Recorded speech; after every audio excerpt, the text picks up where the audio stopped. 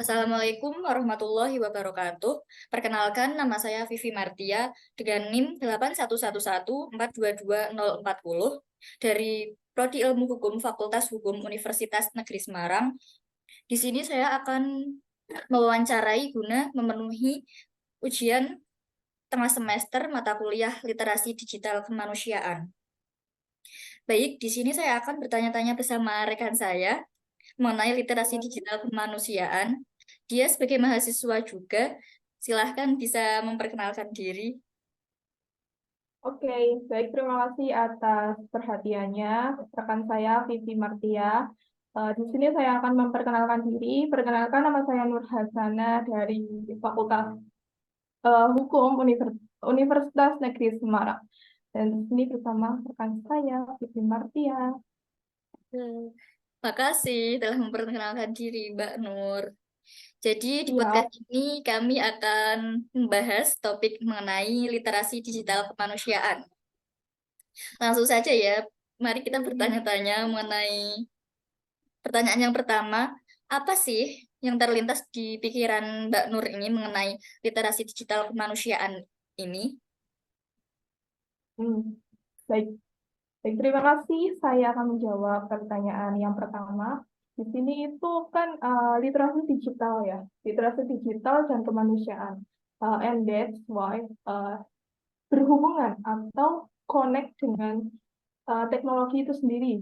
Dan literasi digital kemanusiaan ini itu juga mempunyai kemampuan untuk menggunakan teknologi dengan bijak, baik, ataupun benar sesuai dengan etika atau attitude itu sendiri yang secara ruang lingkupnya itu ya seperti privacy online, perlindungan data, ataupun bagaimana teknologi itu eh, bisa mempengaruhi interaksi sosial gitu. Ya intinya teknologi ini juga berhubungan dengan literasi digital dan etika manusia. Kemanusiaan itu berhubungan dengan attitude itu sendiri. Gitu. Seperti itu. Oke. Nah, yang pertanyaan kedua ya, yang selanjutnya. Menurut kamu itu literasi digital ini sangat penting nggak sih di zaman sekarang ini? Waduh, ya penting dong. That's right. Important for life ya karena literasi digital ya kan sesuai yang tadi udah dijelaskan sama saya itu kan berhubungan dengan teknologi kan Hmm. pada zaman sekarang ini itu kan dituntut manusia itu dituntut mengikuti perkembangan arus teknologi gitu perkembangan arus teknologi agar tidak mengalami kemunduran dalam hal ini itu masa lalu maaf yang apa namanya gaptek gitulah istilahnya seperti itu dan penting seperti yang saya sampaikan bahwa keterampilan ini dapat membantu individu ataupun manusia itu menghadapi tantangan atau peluang di era digital dan meminimalkan resiko online ataupun memaksimalkan manfaat teknologi dengan literasi digital kita itu dapat mengambil keputusan yang baik ataupun benar dan memastikan teknologi itu digunakan secara positif untuk kehidupan manusia dan dalam hal ini ya formal life gitulah istilahnya tuh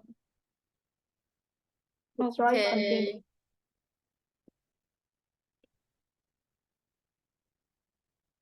Yang Oke, bisa langsung dilanjut. lanjut ya, pertanyaan yang ketiga. Kita kan sebagai mahasiswa pastinya butuh komunikasi online kan, seperti Oh, Zoom betul. sebagai media pembelajaran. Lalu apa yang menjadi kesulitan dan kemudahan yang dirasakan sebagai mahasiswa dengan menggunakan pembelajaran mahasiswa berbasis online ini? Oke, berarti kan lebih itu ya pada saat media pembelajaran Zoom online gitu ya. Ya. Kesulitan dan juga kemudahan. Oh, oke. Kesulitan menurut I think that difficult from Zoom media pembelajaran ini itu yang pertama pasti koneksi internet dong, ya Iya, kan? Koneksi iya. internet dan perangkat. Nah, kalau tidak ada koneksi internet ataupun perangkat, ya tidak bisa menyambung dengan Kendala.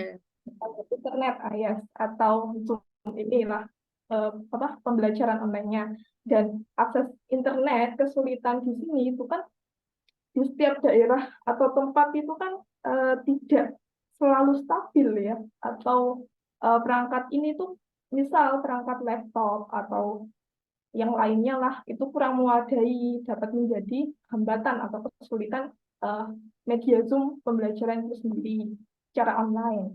Ya, lalu yang kedua itu ada keterbatasan interaksi sosial. Nah, dalam hal ini itu misalkan eh, menurut aku pada saat dosen menjelaskan eh, itu kan mahasiswa hanya bisa mendengarkan saja. Nah, itu interaksi antara dosen dan mahasiswa itu kurang ataupun secara diskusi, tanya jawab ataupun lainnya itu kurang atau bisa dikatakan sebagai faktor kesulitan itu sendiri.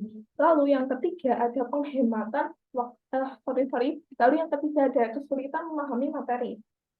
Nah, untuk kesulitan memahami materi itu sendiri, ya sebagai mahasiswa, kita sebagai mahasiswa, itu kan belajar sendiri atau tanpa dampingan orang atau dosen itu sendiri kan sulit gitu loh. Kayak seperti, ini gimana, ini permasalahan ini gimana, solusinya gimana, gitu-gitulah.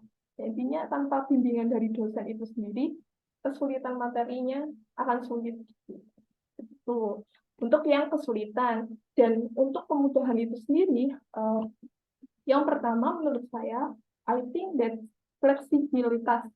Fleksibilitas itu sendiri, kan artinya itu fleksibel ya. Misal nih, kita punya jadwal tabrakan waktu di antara mata kuliah yang satu dengan mata kuliah yang lain. Dan itu kan kalau misal menggunakan Zoom kan lebih fleksibel ya kan. Ya. Maksudnya dalam hal ini tuh bisa menggunakan Zoom dimanapun atau pada saat kapanpun gitulah.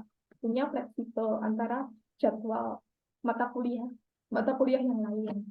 Nah, lalu yang kedua ada akses ke beragam sumber belajar. Nah, akses untuk ke beragam sumber belajar ini itu kan misalkan dosen hanya memberi materi tersebut, tapi kan sebagai mahasiswa kita juga dituntut untuk memberi materi yang lain atau memahami materi lain yang lain. Intinya misalkan seperti e-modul atau e-book, nah itu bisa digunakan untuk memahami materi dan itu bisa mudah di-download atau diunduh dari internet itu sendiri gitu. Ada kemudahan dan juga ada kesulitan Sulit. seperti itu. Plus minus sendiri ya. Yes, betul. Oke, oke. Yang selanjutnya ya, yang pertanyaan yang keempat, mengenai literasi digital ini, kan terlepas mengenai, pasti, pasti kan ke sosmed ya. Yes, Bagaimana benar. menurut Mbak Nur cara menggunakan sosmed yang bijak dan benar? Oke. Menggunakan sosmed yang bijak atau benar itu ya sebenarnya gampang-gampang sulit sih menurut saya. Yang sulit itu tuh agak apa namanya langsung kemakan hoax gitu loh. Langsung percaya bahwa itu hoax. Dan itu kan kita nggak searching dulu atau searching tentang informasi yang hoax itu apa benar atau juga bisa salah kan. Nah, yang benar atau cara menurut aku itu yang pertama bisa lebih ke berpikir sebelum membagikan. Nah, kan misal ke sosmed ataupun IG.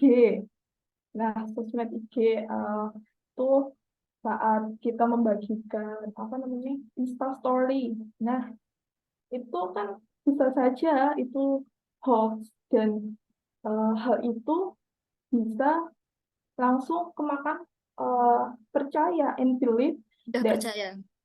yes omongan ialah percaya gitu. Padahal kan harusnya searching dulu lah informasinya benar apa enggak gitu.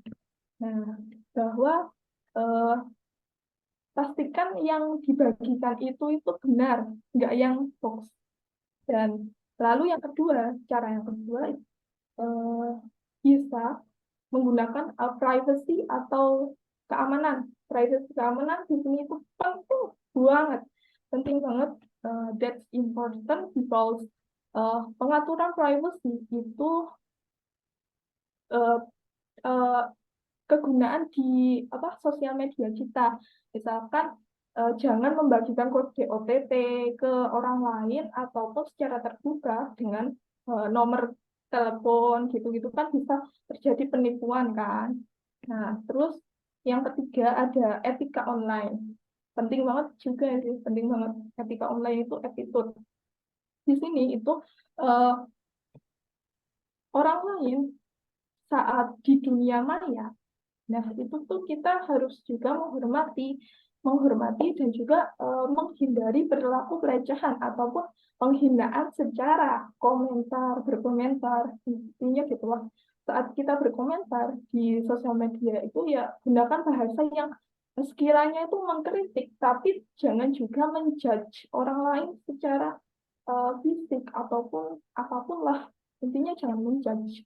Lebih ke kayak kita hormat dan juga eh, sopan santun gitu. Tuh, menurut aku Oke, ya IT. oke, terima kasih banyak Mbak Nur mengenai jawaban pendapatnya yang keren sekali. Wah, makasih juga sudah diundang loh ke podcastnya walaupun melalui Zoom ini nggak apa-apa. Oke. Ya, sekian video dari kami. Semoga pendapat-pendapatnya bisa bermanfaat. Terima kasih banyak, Mbak Nur. Assalamualaikum Oke. warahmatullahi wabarakatuh. Waalaikumsalam warahmatullahi wabarakatuh. Bye.